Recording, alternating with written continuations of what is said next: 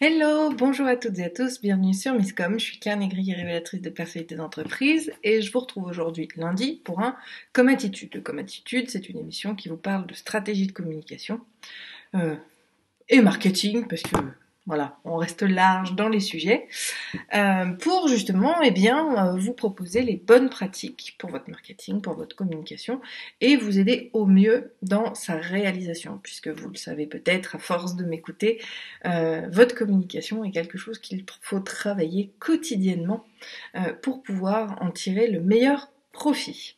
Alors cette semaine, grâce à nos échanges dans le Claire-Part en live de vendredi, j'ai pu avoir la thématique de cette semaine, qui est donc, comme vous le voyez ici, comment le contenu d'autrui peut être une stratégie pour votre communication. J'ai abordé justement un petit peu ce sujet-là vendredi en me disant ce serait bien justement de le développer parce que rester centré sur soi-même, être trop égocentrique pour le coup en communication, c'est pas forcément quelque chose qui va être très pertinent. Et qui nous permet justement, en changeant ce paradigme-là, c'est pas parce qu'on parle de soi que on va être affiché comme meilleur que les autres. Bien au contraire, souvent quand on est trop auto-centré, on en oublie finalement les règles du marché. Donc, la première chose qui est très intéressante quand on partage du contenu d'autrui, ça va être justement qu'on va apparaître comme une personne qui va être ouverte à son marché et qui accepte justement, qui assume ses compétences. Et assumer ses compétences, c'est aussi assumer ses non-compétences. Dans le monde de tous les jours, dans le développement personnel, dans n'importe quoi de sa vie, on vous parle aussi de la communication non verbale. Voilà, je cherchais le terme, je l'avais, il était parti. La communication non verbale, c'est aussi dans votre marketing. Salut Cécile, bienvenue à toi. Si vous me rejoignez, n'hésitez pas à me faire un petit coucou, que je sache qui est là, puisque ça me permet de prendre vos exemples, des exemples qui vous concernent pour que ce soit plus parlant. Donc j'étais en train de dire, oui, que le fait de partager des choses qui font partie, de son marché. Donc moi, j'aime pas parler de concurrents puisque, rien que par rapport à mes croyances et à mon métier, on est tous uniques. Donc finalement, en étant tous uniques, on peut pas avoir de concurrence. Donc pour moi, on a des confrères, des consoeurs, on a des thématiques qui vont se rejoindre, mais on peut avoir des points de vue divergents. On a des thématiques qui vont converger, c'est-à-dire se compléter l'une avec l'autre, qui vont être complémentaires, mais qui ne seront jamais desservies par moi par rapport à ma consoeur ou mon confrère, et inversement, il ou elle prodiguera des services que moi je ne produis pas.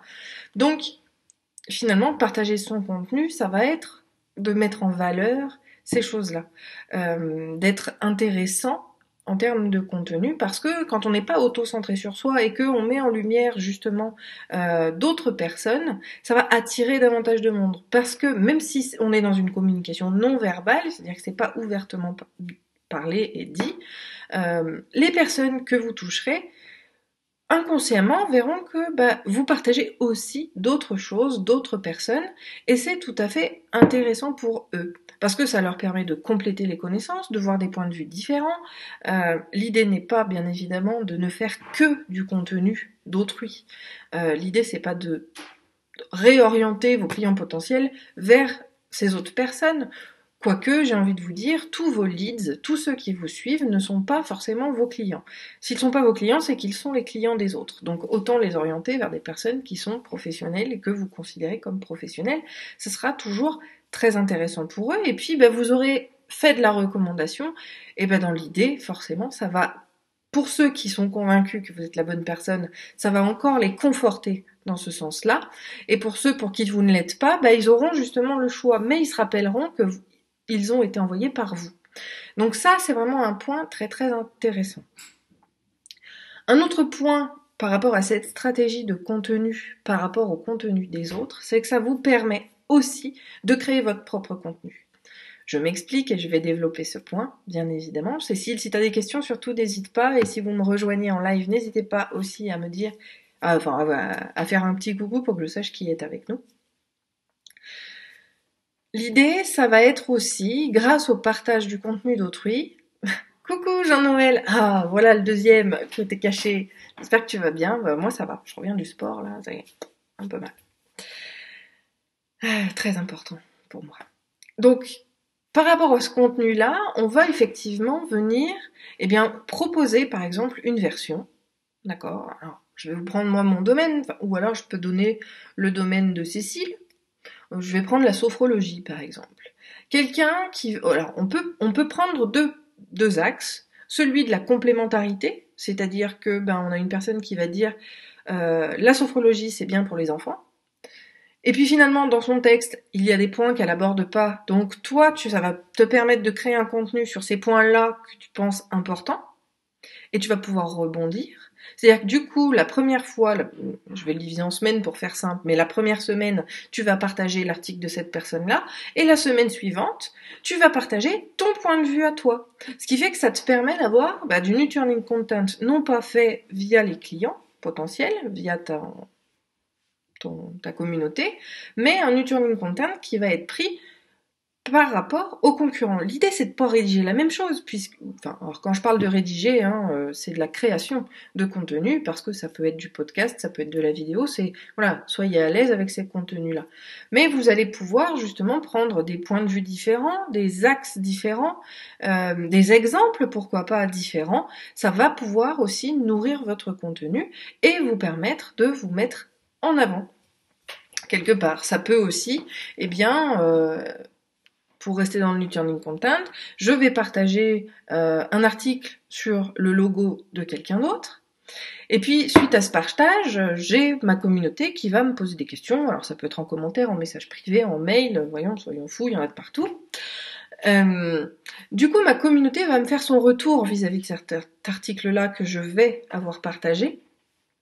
Et au final, va poser des questions, va proposer peut-être d'autres situations, d'autres mises en situation, qui va encore une fois, là encore, me permettre de créer un contenu qui va effectivement être très intéressant pour eux, parce que on est encore dans cette dynamique-là. Ils ont réagi, ils ont fait leurs commentaires et leurs retours par rapport au contenu qu'on a proposé, et ça me permet à moi de proposer autre chose, selon ma vision des choses, selon leurs besoins, leurs questions. Et ça va nourrir effectivement tout le monde, au final.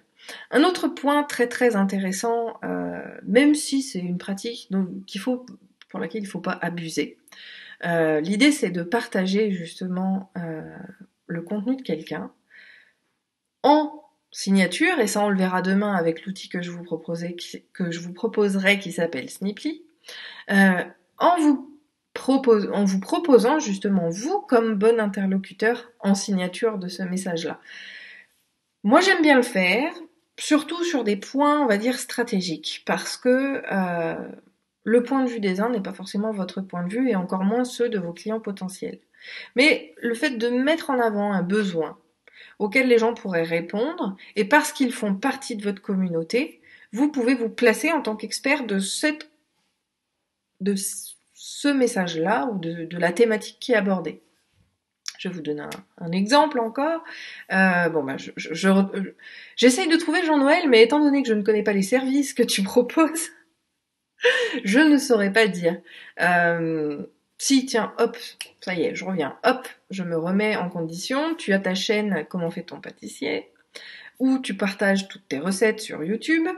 Tu trouves là une recette très intéressante, très alléchante, que tu aimes bien faire, de quelqu'un d'autre, sur le blog de quelqu'un d'autre.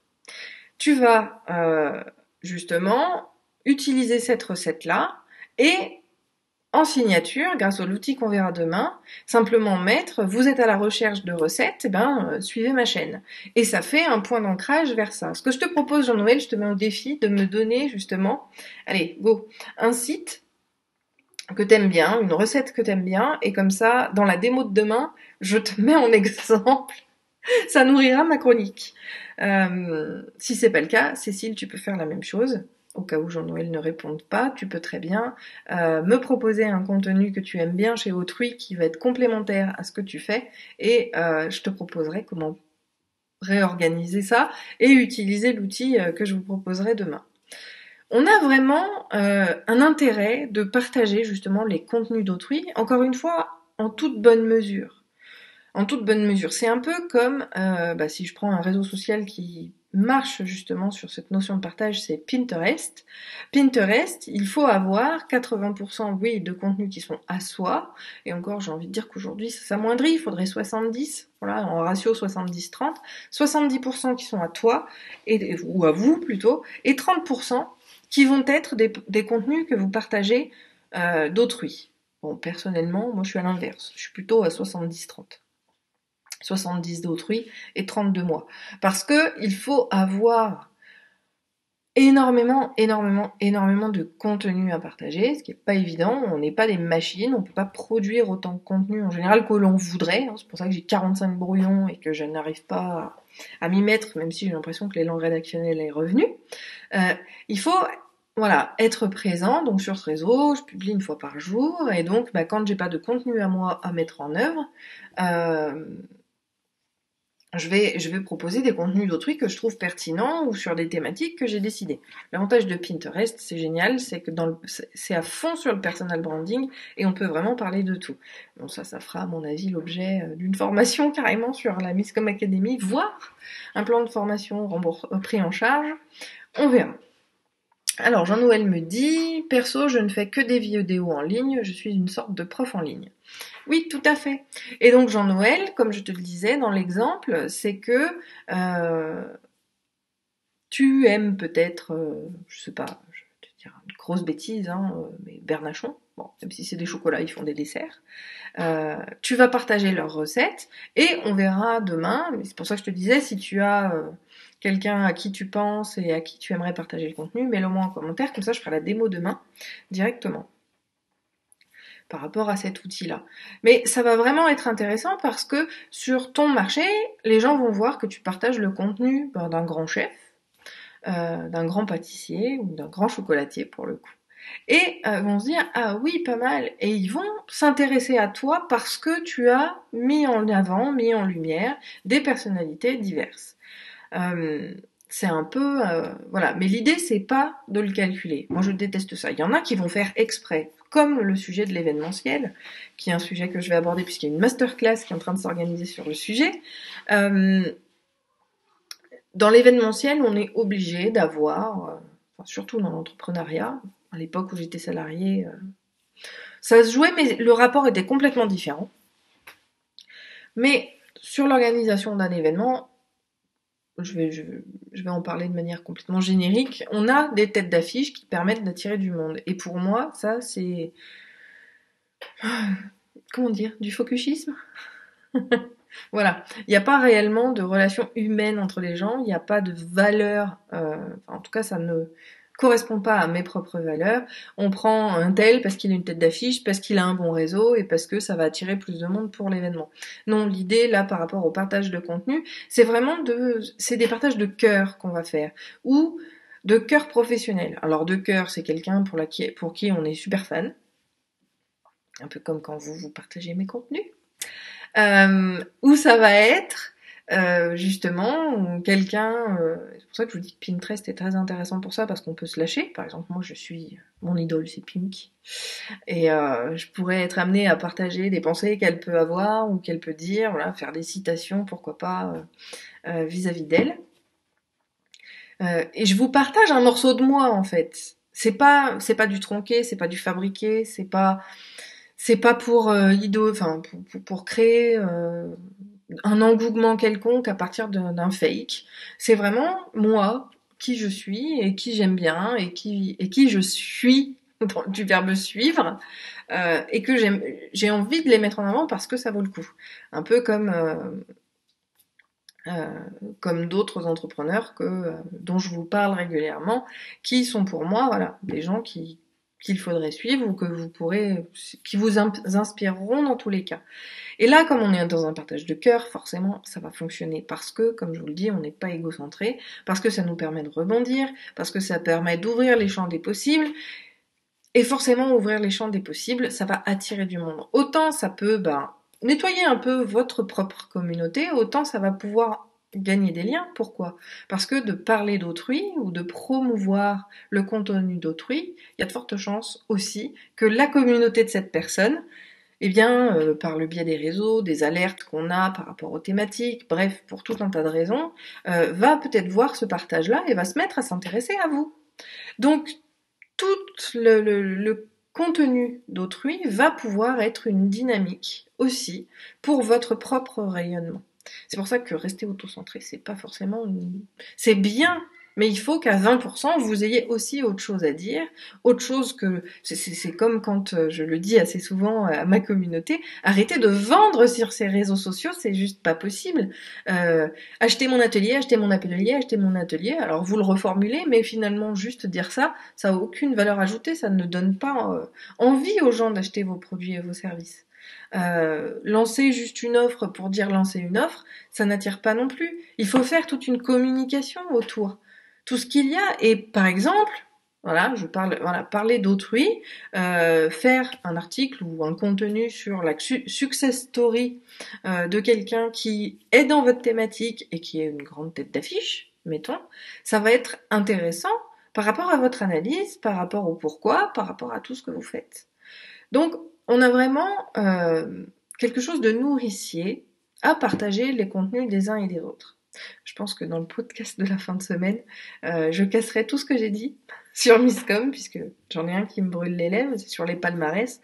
Mais vous aurez qu'à vous abonner au-dessous de Misscom sur les différents outils de podcast. Alors il y a Podcast, il y a Google Podcast, il y a Spotify, je suis partout. N'hésitez pas. Mais voilà, on ira voir et je vous parlerai justement des mauvaises pratiques qu'il y a sur ce genre-là. Je pourrais parler justement des événements, mais je parlerai aussi des palmarès. Bon, je vous en dis pas plus, je verrai ce qui m'inspire le plus pour samedi ou dimanche. En tout cas, voilà, le partage de contenu d'autrui permet vraiment de faire rayonner votre image, non seulement auprès de votre communauté qui va se rendre compte que vous n'êtes pas auto-centré, et ça, même si c'est complètement inconscient, c'est quelque chose qui va attirer vos clients potentiels. Et en même temps, ça ouvre le champ des possibles parce que on se retrouve avec des gens qui sont cités et qui va attirer leur propre communauté vers vous et peut-être que justement de les citer. Donc là, on est carrément dans le co-branding. Vous allez pouvoir justement faire des choses ensemble où la personne va vous remercier, donc elle va vous citer officiellement dans sa propre communauté, ce qui va avoir cet élan vraiment vertueux, ce cercle vertueux où les communautés vont aller chez les uns et chez les autres. Mais c'est pas pour autant qu'on va perdre. Si vous les perdez, c'est que de toute façon, ce sont des gens qui n'auraient jamais acheté chez vous et que finalement, vous aurez recommandé à une personne qui leur convient. Donc, c'est tout à votre honneur et dans leur esprit, si jamais ils voient quelqu'un qui correspond à vous, ils vous recommanderont à ces personnes-là. Mais ce sont des gens que vous n'aurez jamais eu en client, qui vous suivaient parce que votre contenu était sympa, était intéressant, mais ils seraient allés acheter ailleurs quand même. Et à l'inverse, ça marche de la même manière. L'autre personne qui a une autre communauté, elle a aussi ses clients et elle a des gens qui les suivent, mais qui seront jamais ses clients, qui seront ceux d'autrui. Et peut-être que vous serez la bonne personne pour ces personnes-là et que du coup, vous gagnerez, vous augmenterez votre communauté aussi et votre nombre de clients, je vous le souhaite, du fait de ces différents partages. Donc, oui, c'est stratégique. Oui, il y a, comme je vous le disais, par rapport à l'outil que je vous présenterai demain, il y a plein de choses à faire sur la création de contenu. Aujourd'hui, le marketing, c'est que ça, surtout chez les indépendants. La chose qui va faire la différence, ça va être votre contenu, ça va être tout ce que vous allez partager. Oui, c'est plus long. Oui, c'est de plus en plus difficile, mais c'est comme ça. Et soit on s'adapte et finalement, on va y arriver au bout d'un moment, ou alors, on s'adapte pas, on lâche prise, on lâche l'affaire, et on restera là où on est parce que voilà, le monde de l'entrepreneuriat, aussi difficile soit-il, évolue. Et il faut évoluer avec lui. Et même si ça nous fait pas plaisir, il faut quand même jouer ce jeu-là pour pouvoir, simplement vivre de son activité. J'allais dire sortir de son épingle du jeu, mais non, puisqu'on est tous différents. Mais plus tôt on sait s'adapter et plus tôt on fait les choses, plus tôt forcément on est vu et donc on a des chances d'être dans les premiers à réagir de cette manière-là et donc d'acquérir plus de clients par rapport à tous ceux qui le feront après vous. Voilà. Mais ce partage de contenu, c'est vraiment quelque chose de probant. C'est comme si, voilà, je veux dire, l'humain, quelqu'un qui dit tout le temps moi je, moi je, moi je, moi je, moi je, on finit par le détester et il finit par rester tout seul. Bah, c'est un peu de cette manière-là, même si c'est très caricatural. Si en tant qu'entrepreneur, vous ne savez pas parler aussi de votre marché et des autres qui vous entourent et d'être en conscience. Finalement, c'est simplement ouvertement de montrer que vous êtes en conscience, que vous n'êtes pas les seuls et qu'il y a d'autres personnes qui existent et que elles peuvent répondre aussi aux besoins de votre communauté. Et puis, comme je vous dis, vos clients ou vos futurs clients qui sont vraiment engagés seront toujours vos futurs clients et ceux qui ne le sont pas aujourd'hui et qui ne le seront pas demain auront peut-être simplement trouvé la bonne personne pour les aider. Et ça n'en est que voilà, recommander quelqu'un qui va être mieux pour certaines personnes, c'est toujours mieux en tant qu'humain. Enfin, nos valeurs on rayonne encore plus davantage. Voilà. Bon, je parle pas très français aujourd'hui. J'ai un peu de mal. En tout cas, voilà, j'avais vraiment besoin de partager cette histoire de le contenu des autres peut vous servir aussi parce qu'il montre vraiment que vous connaissez votre marché, que vous savez partager les bonnes choses. Ça permet aussi de pas faire des contenus pour faire du contenu, parce que s'il existe déjà plein de fois, si quelqu'un a déjà écrit un sujet qui aborde les points que vous-même vous auriez mis dans votre article, c'est pas la peine de créer un article alors qu'il existe déjà, parce que sinon ça va faire un duplicate content et tout le monde va en pâtir au final.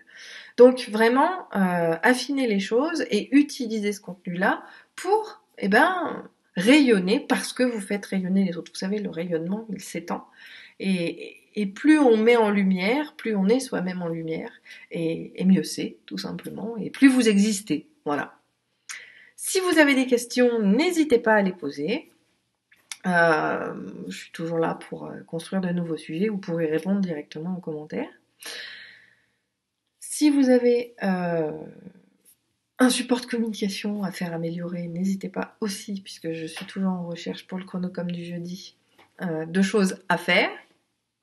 Et enfin, si vous souhaitez me soutenir, vous pouvez toujours vous abonner à la chaîne et liker la page et cliquer sur la petite sonnette pour recevoir une notification dès qu'une vidéo est en cours ou un live est publié sur la page. Je vous remercie, j'attends vos questions et je vous dis à demain pour la présentation de Snipply. Ciao, bon appétit.